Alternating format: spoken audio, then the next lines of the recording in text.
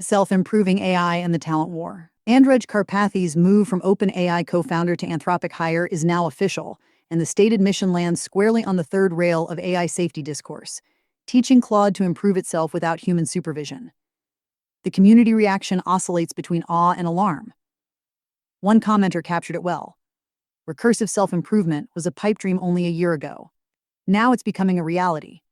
What does it mean when for-profit organizations not only have the keys to superior knowledge and understanding, but the resources for learning are also locked away?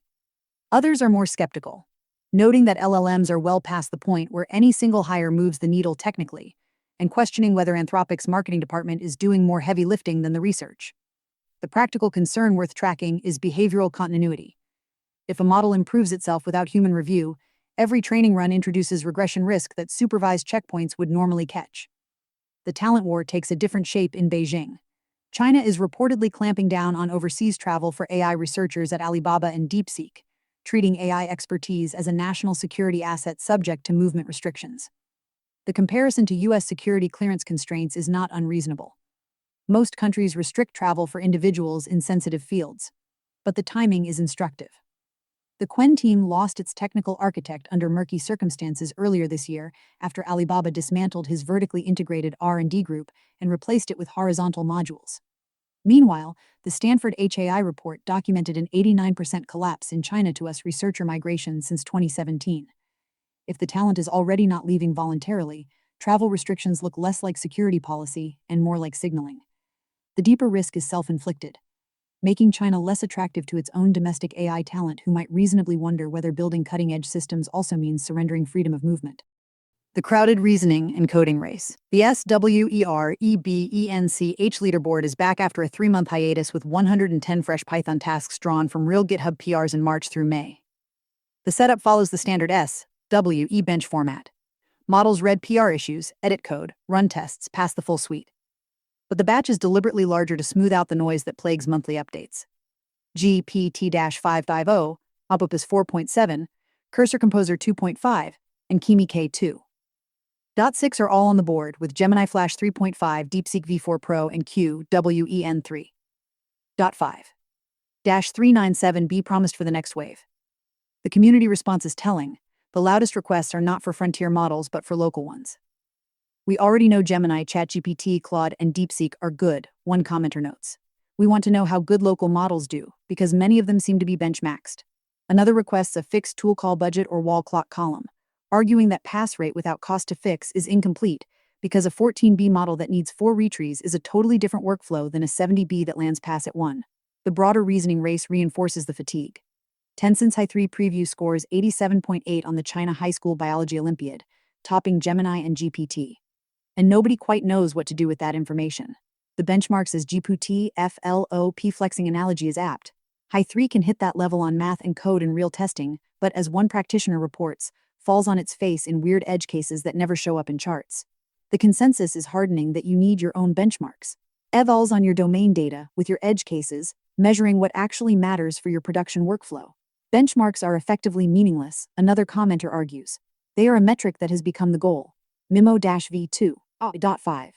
Coder appeared this week billed as an excellent alternative to QWEN 3.6 and DS4, especially for coding. The community was unconvinced. Multiple commenters pointed out it is not a fine-tune but a regular quantization with a slightly customized bits per layer profile and a coding skewed e-matrix, making the coder suffix misleading. No benchmarks were provided to support the claims. Big models on small hardware. Crasis, an LLM runtime purpose-built for models that exceed VRAM, hit its V1.0 release with results that stretch what a single consumer GPU can do.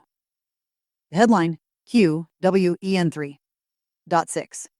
-35B-A3B at Q4 quantization running at reading speed. 12.5 tokens/second decode on a laptop RTX 3070 mobile with 8GB VRAM. On a 5090, the same model hits 124.9 TOC/S decode and over 10,000 TOC/S prefill. The V1.0 update is substantial. The hot path is now 100% Rust. Python's GL was causing frequent slowdowns. Ampere generation cards are fully supported. Memory requirements dropped from 2x to 1x the quantized model size plus overhead, and the old AWQ attention was replaced with sensitivity-aware HQQ attention at 4, 6, or 8 bits. HQQ assets are built by mathematically assessing the model rather than requiring a pre-built BF16 template, and Crasis can mix precision.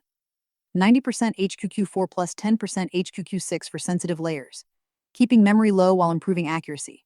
A llama.c PP user pushed back, claiming 3x better speeds with a byte-shaped CPU 5 quant on a 6GB 3060 laptop. The comparison is not quite apples to apples, different quantization, different offload strategy, but it keeps the competitive pressure on. At the other extreme of the size spectrum, a head-to-head benchmark pitted needle, 26M parameters, distilled from Gemini 3.1 for function calls against Q, W, EN3, -0.6b on CPU-only tool routing, 50 queries across 5 difficulty tiers.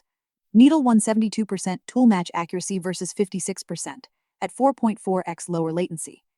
The interesting finding is not the headline but the failure shapes. Needle fails by picking the wrong tool but gets arguments right 97% of the time. Qwen 3 fails by not calling a tool at all, answering in prose instead. At Tier 3, implicit queries like, should I bring an umbrella in Amsterdam? Needle holds at 80% while Qwen 3 collapses to 10%. For agent-as-operator workloads, a model that occasionally routes wrong but always acts is debuggable. A model that goes quiet under ambiguity is a production halt. On the hardware side, a detailed comparison of the RTX 5090 versus RTX 6000 PRO Max-Q on diffusion workloads found the Max-Q matches the 5090 at 400W while consuming only 325W 75% of the power for identical performance. At full 600W, the 5090 leads by 25%. But the efficiency curve matters for anyone building dense multi-GPU rigs where thermal headroom is the real constraint. Chinese memory manufacturer CXMT entering the Corsair DDR5 supply chain could eventually help the memory pricing picture, though modules are currently China-only and the real pressure point. HBM wafer allocation cannibalizing DDR5 and GDDR production remains unresolved. Separately, a community-driven TTS benchmark covering all major engines through May 2026 finally provides centralized speed comparisons across platforms, though commenters rightly note that real-time factor, memory usage, and quality trade-offs matter more than cherry-picked demo clips. Harness engineering and agent tooling. Harness engineering is solidifying as the term of art for the discipline of wrapping AI coding agents in rules, tools, hooks, memory, and orchestration scaffolding. Cole Medine's editorial lays out the two-level framing. The first level is a single agent session, your Claude.md rules, MCP servers, hooks, skills, the AI layer, and the second is orchestrating multiple sessions into a workflow where one plans, one implements, one validates, and handoffs are automated. The key mindset shift: when the agent does something dumb, you don't just blame the model, you improve the harness. It missed a convention, so that becomes a rule. It ran something destructive, so a hook now blocks it. A skeptic in the comments offers the necessary counterweight. Nobody could tell you what context engineering means, and they couldn't tell you what prompt engineering meant before that. We're still very much in the land of feels and vibes. Fair point. But the practitioner who grew their rules file from 10 lines to 400 and cut recurring task errors by half represents real signal.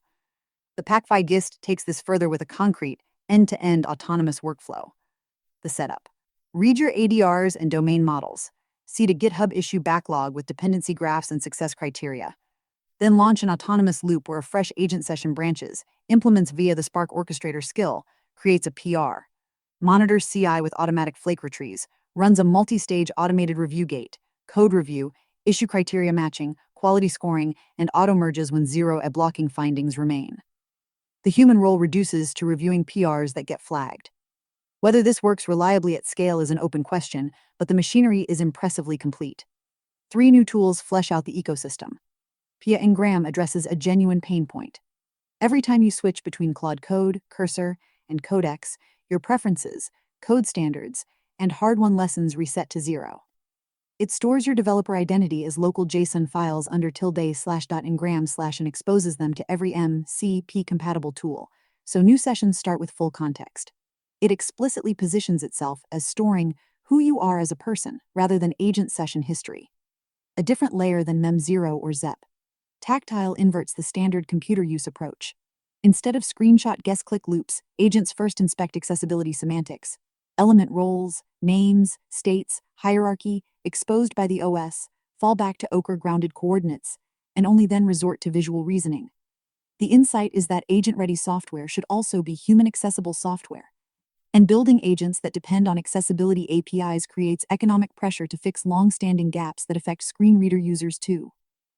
Hadrian's OpenHack brings agent orchestration to whitebox security review. A file-based state machine where recon discovers attack surfaces, a router generates scoped vulnerability scenarios, expert agents prove or reject each one, and an independent triage agent evaluates reportability. Human operators approve every phase transition. 12 expert agent families cover the OWASP top 1, 0, 2, 0, 2, 5. Security. One bad character. A security researcher poking at a fintech's mobile API discovered that adding a trailing slash to an authenticated endpoint flipped the response from 401 to 200 with full account data. The target ran AWS HTTP API, the newer, cheaper alternative to REST API, with a Lambda authorizer checking JWTs against Cognito. The bug? HTTP API's greedy path. Matching rewrote the trailing slash path, stripping the slash before forwarding to the integration. But the auth check ran on the original path. The rewrite dropped the auth context. The researcher confirmed the bypass extended to wire transfer initiation. A 1-cent test transfer went through without a valid JWT. The fix was straightforward. Switch from HTTP API to REST API, stricter path matching, and add user id validation in every Lambda, not just the authorizer. The bounty, $12,000. This fits a pattern that keeps repeating. A trivial input normalization mismatch defeats sophisticated auth middleware. A malformed host header bypassing Starlet / fast API auth. 2 missing regex characters exposing AWS code build. An unsanitized semicolon enabling GitHub RCE. The lesson is structural. When the routing layer and the auth layer disagree on what constitutes a match, the gap between them becomes an exploit. No amount of JWT complexity or Cognito configuration can compensate for path parsing inconsistency. On the network defense side, Mulvad is rolling out mitigations against exit IP fingerprinting across 13 WireGuard servers spanning Australia, Canada, Germany, Finland, France, Ireland, Norway, Sweden, and the US. The mitigation addresses research showing that VPN exit IP behavior could be used to correlate traffic across sessions. It is an incremental improvement, but the arms race extends well beyond IP addresses. Browser fingerprinting via GPU, fonts, canvas, WebGL, and behavioral biometrics has been demonstrated to uniquely identify machines even through VPN tunnels. Training smarter. Sparse deltas and private fine-tuning. Every async reinforcement learning library trips over the same bottleneck, shipping the entire model from trainer to inference engine after every optimizer step. For a 7B model in BF16, that is 14 GB. For a Frontier 1T model, it is a terabyte per step. Hugging Face's new delta weight sync in TRL exploits an elegant property of BF16 arithmetic at typical RL learning rates, about 3e6. Atoms per weight update magnitude is smaller than the spacing between adjacent BF16 representable values. The optimizer is whispering below BF16's hearing threshold. The result, roughly 99% of weights are bit identical between consecutive steps, with the worst case never dropping below 98%.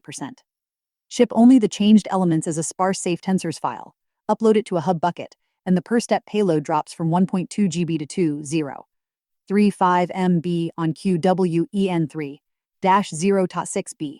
The team demonstrated a fully disaggregated training where the trainer ran on one box, VLLM lived in a Hugging Face space, and the Wordle environment lived in another space.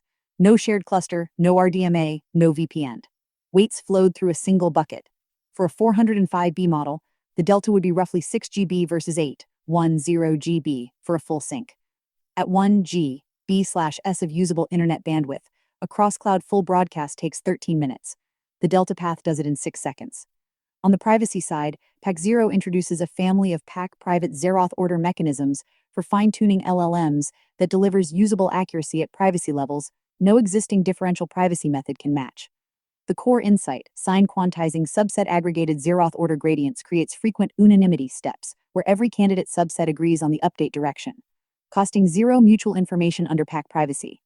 On ST2 with opt-13B, the budgeted variant reaches 90.8% accuracy at a total MI budget of 0.01 nats, within 1.4 percentage points of the non-private baseline.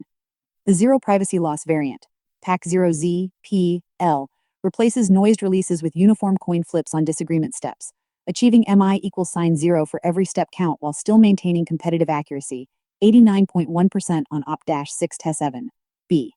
By contrast, all DPZO baselines collapse to chance accuracy below epsilon equals sign 2. The unanimity branch fires on 3, 4, 5% of SES2 training steps, providing directed optimization at literally zero privacy cost. Whether these rates persist on architectures beyond OPT and at larger scales is the open question. Beyond the cloud, mesh networks, neuromorphic chips, and when AI breaks. The mesh networking space has three contenders, and a detailed comparison argues only one has a real future at scale. Meshtastic, the first mover in consumer LoRa mesh, works well for small private groups but uses flood routing, broadcasting every message across the entire network, which collapses under load.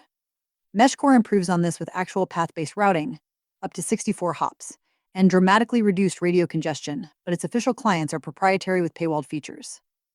The point of having an off-grid mesh network in the first place is total freedom and control, the author argues. So in this particular case, I simply cannot ever support a closed-source solution. Reticulum is the clear favorite, a full transport-agnostic networking stack that routes packets seamlessly across LoRa, W, Wi-Fi, Ethernet, the Internet, Tor I2P, or any medium accessible via TCP, UDP, or serial interface. Its address space is globally unique through cryptographic identity, requiring no central authority. Distinct local meshes merge automatically when any connection point is established.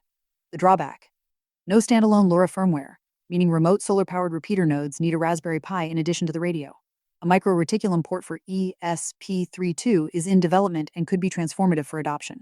In alternative computing, a multi-institution team published in Nature Communications a neuromorphic computer that combines quantum tunneling physics with brain-inspired architecture to tackle combinatorial optimization problems, protein folding, logistics networks, chip routing, where conventional AI stalls.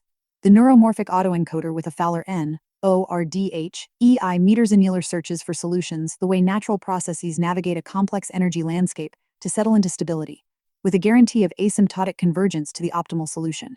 The team spans Washington University, IISc Bangalore, Heidelberg, Johns Hopkins, and UC Santa Cruz. And in a reminder that production AI still fails in mundane ways, Starbucks is scrapping its AI-powered inventory management tool after it reportedly miscounted and mislabeled items. A high-profile case of the pattern where AI deployment breaks not on intelligence, but on coordination with messy real-world data.